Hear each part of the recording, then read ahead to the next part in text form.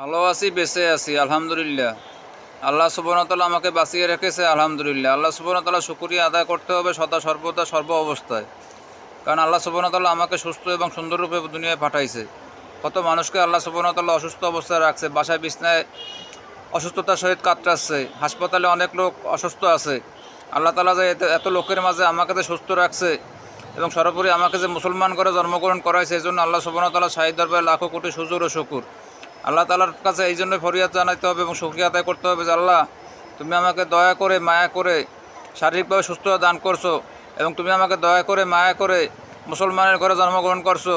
আল্লাহ, তুমি আমাকে দয়া করে মায়া করে উম্মতি মুহাম্মাদের ঘরে জন্মগ্রহণ করাইছো।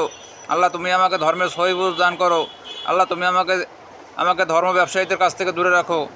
আল্লাহ, তুমি আমাকে মাফ করে দাও। আল্লাহ, তুমি আমাকে দুনিয়া এবং আখিরাতের ভালাই দান করো। আল্লাহ, তুমি আমাকে দুনিয়া এবং আখিরাতের ভালাই দান করো। আল্লাহ, তুমি আমাকে দুনিয়া এবং আখিরাতের ভালাই দান করো। যাদের মা বাবা অন্ধকার কবরে সাহিত্য আছে, তারা সবাই দোয়া করবেন, রব্বিল হাউমা কামা রব্বায়ানি সগীরা, রব্বিল হাউমা কামা রব্বায়ানি সগীরা, রব্বিল হাউমা কামা রব্বায়ানি সগীরা।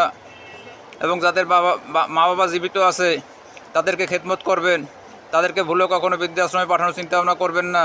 কারণ আজকে আপনি তাদেরকে বৃদ্ধাশ্রমে পাঠালে কালকে আপনার সন্তান আপনাকে বৃদ্ধাশ্রমে পাঠাবে। অতএব গিভ অ্যান্ড টেক। আপনি আপনার বাবা মাকে সম্মান করুন, আপনার বাবা মাকে যত্ন করুন।